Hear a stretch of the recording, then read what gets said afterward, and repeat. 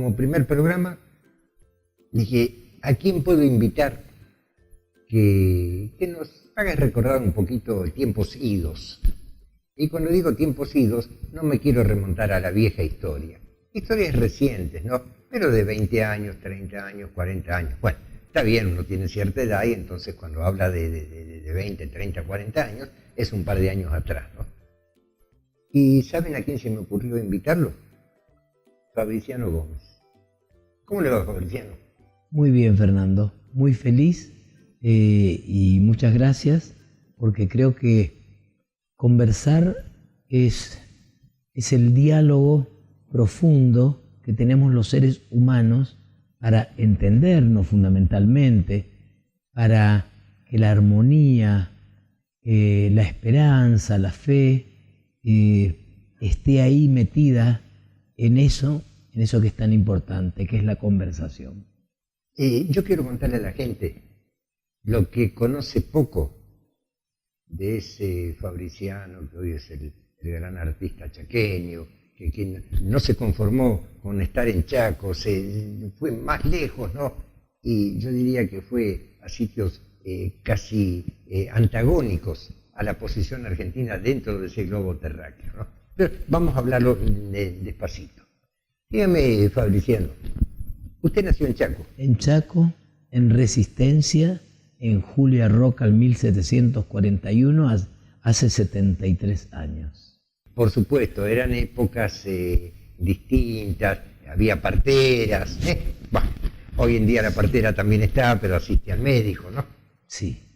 Y dígame, Fabriciano, vamos a dejar pasar esa parte que todos dicen, qué rico que es esta criatura, qué bonita, qué simpática, ¿no? Y pasemos a una parte donde uno ya se acuerda, ¿no? Porque el niño, mientras se va formando, no tiene memoria de lo suyo, ¿no? ¿Usted fue a la escuela primaria? Sí. ¿Y a qué escuela fue? La Escuela Nacional número 73, 25 de mayo al 1550. Pero claro, Resistencia en esa época terminaba en Avenida Ábalos. Claro. Después, de ahí en más, eran quintas, alguna casa, alguna panadería, muchos aserraderos, pero eran quintas, pequeños esteritos y muchas lagunas. No, un lugar, creo que mis padres fueron inteligentes de haberse alejado. Bueno, en aquel momento Resistencia tenía 270.000 habitantes, 300.000 habitantes. Claro. Hoy tenemos más de 500.000.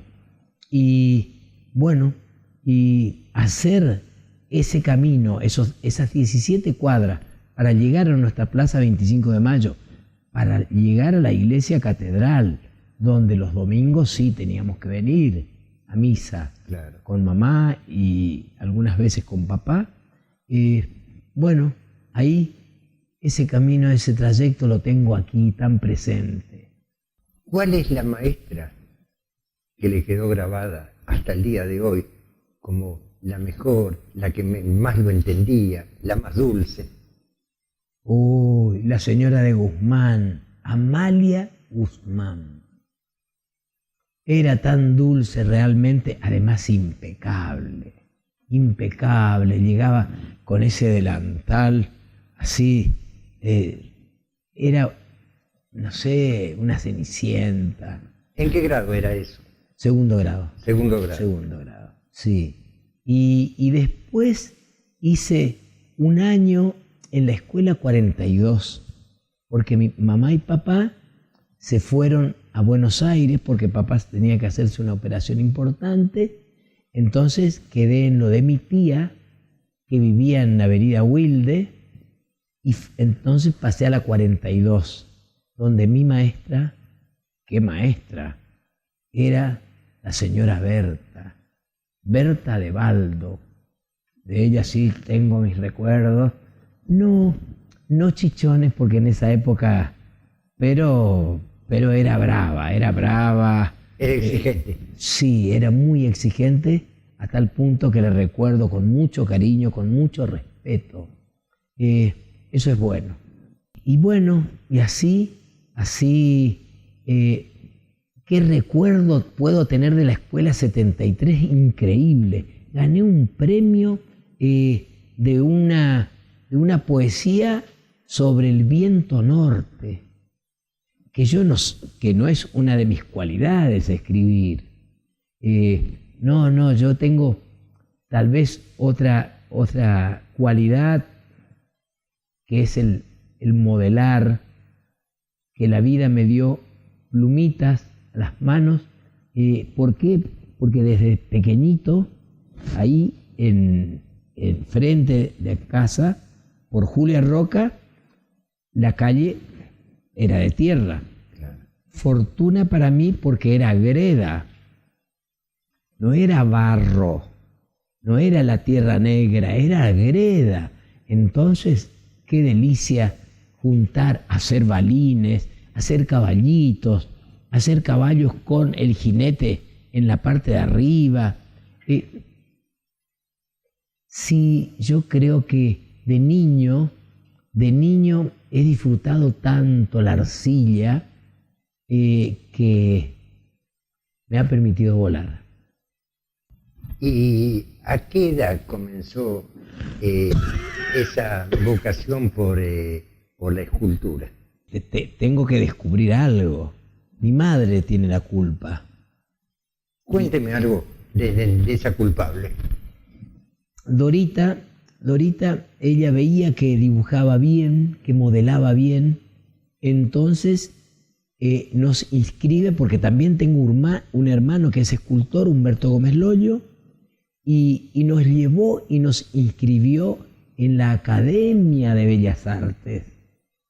Teníamos 16, 17 años, éramos adolescentes, en esa época todavía era adolescente, y nos llevó, nos inscribió. Nosotros estábamos estudiando en la Escuela de Comercio, ya estábamos en 4º año, igual, estudiábamos de tarde y de noche teníamos que ir a Bellas Artes, de 19 a 22:40, y de ahí volver en bicicleta o caminando esas 15 cuadras para llegar a casa. Y ella siempre nos acompañó, siempre estuvo al lado nuestro, con los deberes, con los trabajos, disfrutaba con los dibujos, nos pedía que les mostremos. Sí, fue un ser especial, como todas las madres.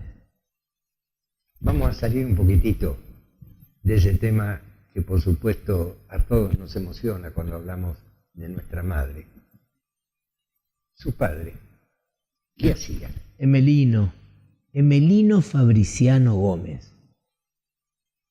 Hombre que realmente bello, nos ha legado pocas cosas, pero realmente la semilla que él plantó la supo regar, le supo poner el tutor, y yo creo que Dorita supo sentir el perfume de esa semilla que plantó Emelino.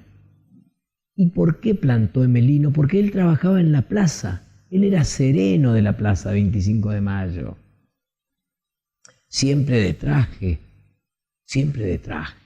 con corbata,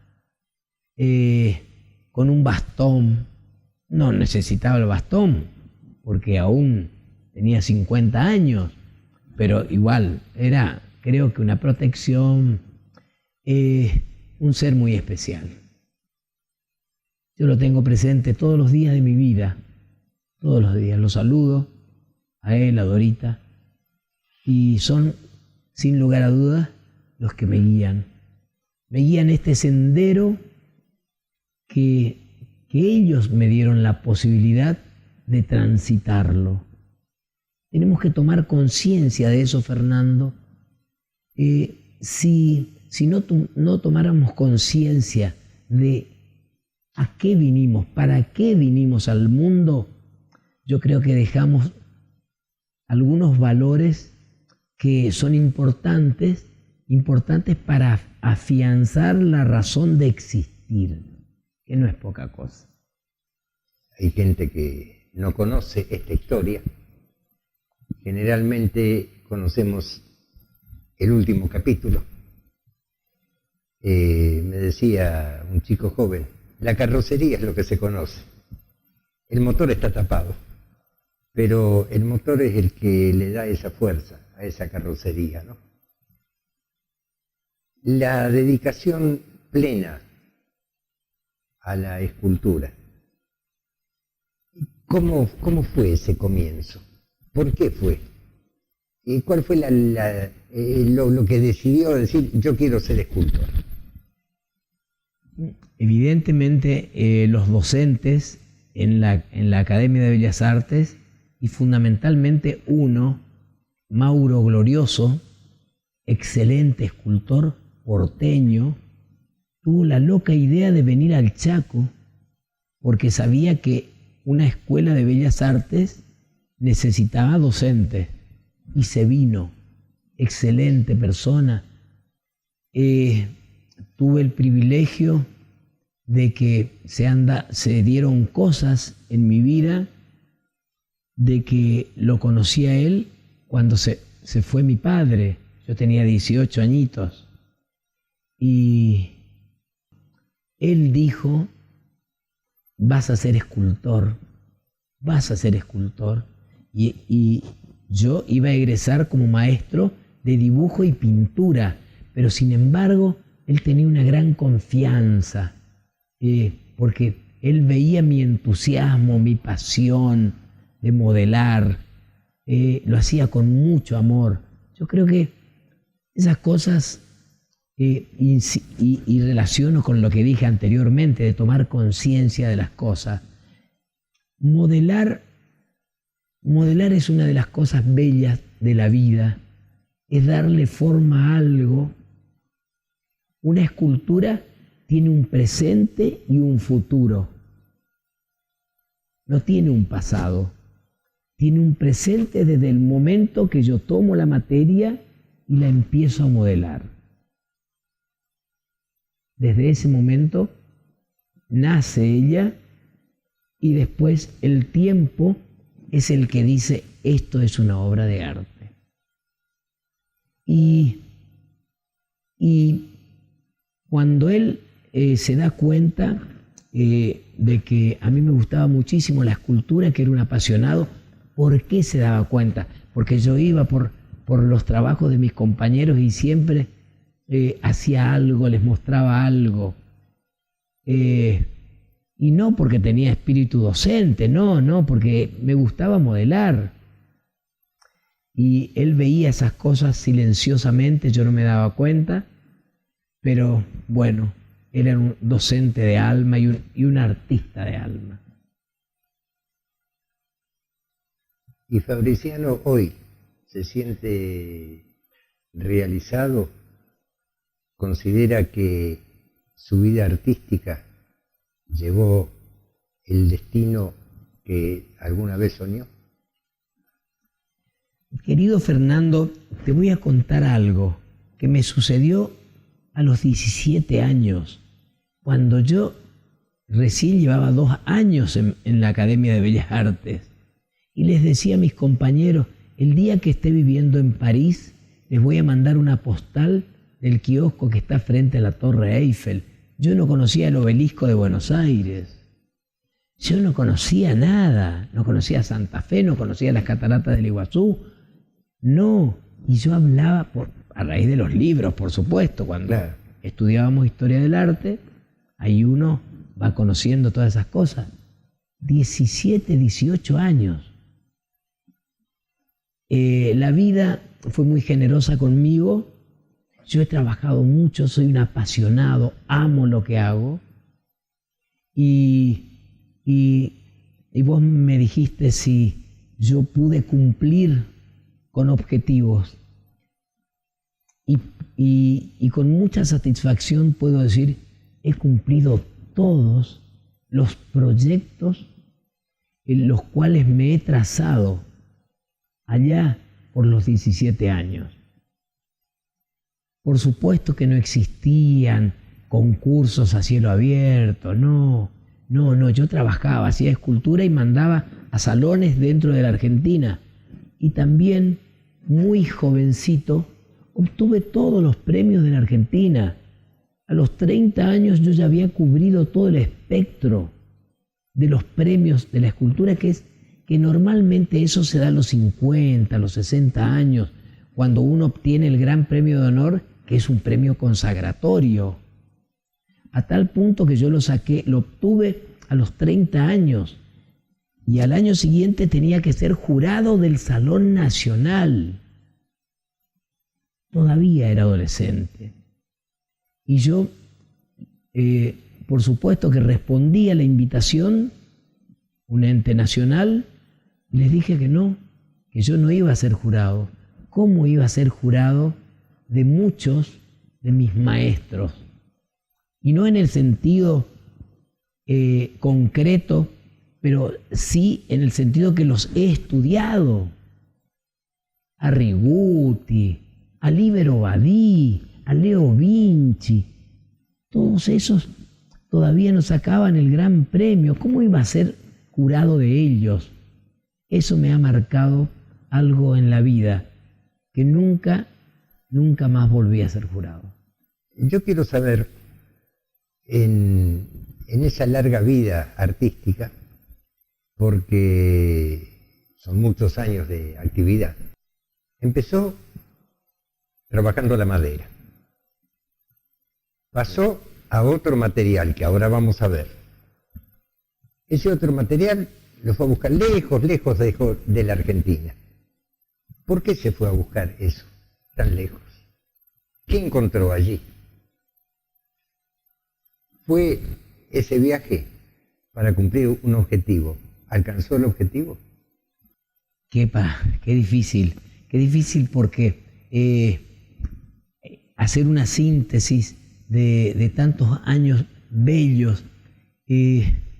Yo les decía a mis compañeros, les decía antes, Fernando, sí, a los 17 años les dije, cuando vivo en París, se dio ese objetivo, que a los 31 años yo partí con mi familia hacia Europa. Yo apenas hablaba francés, apenas balbuceaba. Y me voy a vivir a París. 2 años viví en París, muy bellos. Expuse en Champs-Élysées, que es la 9 de julio de la Argentina. 2 años que a mí me abrieron objetivos. París es la ciudad luz en muchos sentidos.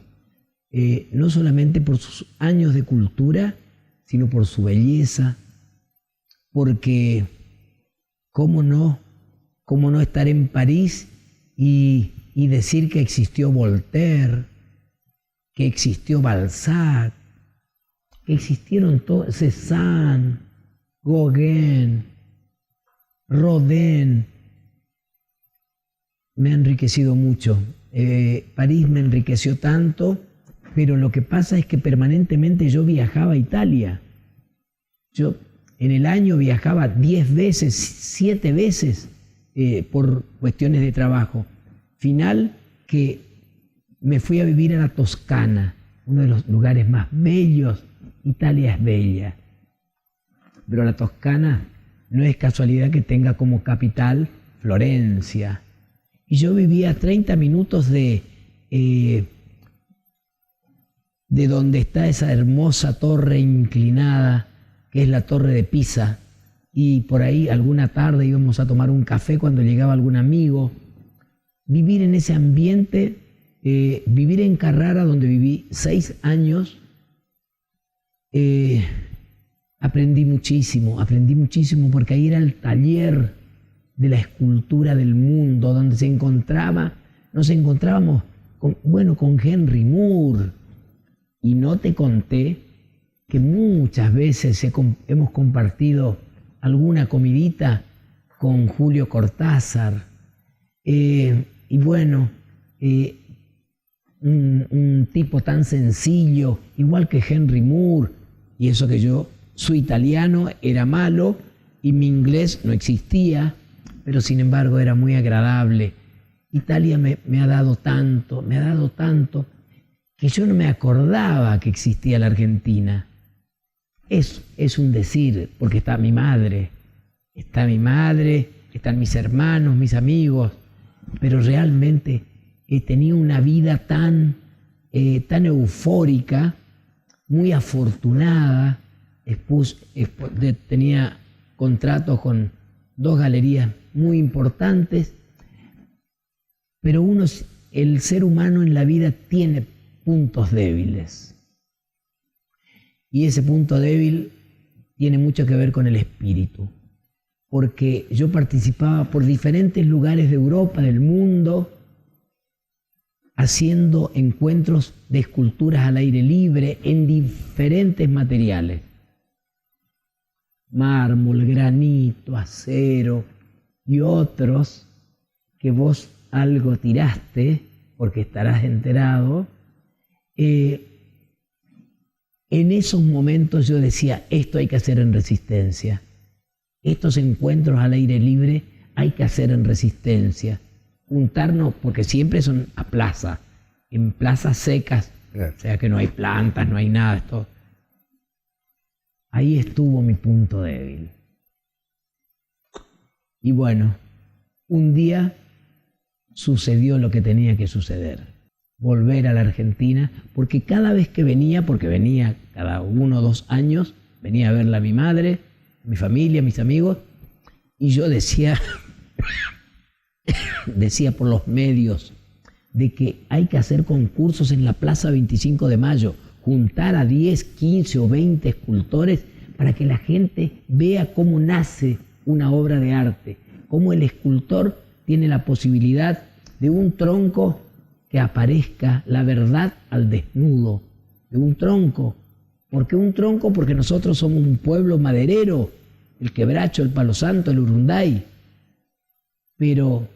Y bueno, esa fue una de mis cosas que me han traído a esta querida ciudad.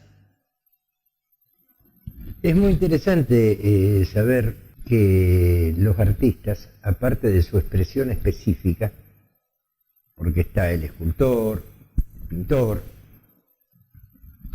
cada uno tiene su especialidad en el arte, el músico, pero es importante esto que acabamos de escuchar, y especialmente me cae muy bien que hayas dicho, así como al pasar, cada 2 años volvía, quería ver a mi madre. Creo que esto, los docentes que están viendo este programa, debían de tratar de aplicarlo, aunque no esté en la programación, aunque no esté en el desarrollo del programa del curso, ¿no? Acordarse que hay que recordarle a los chicos cuál es su origen.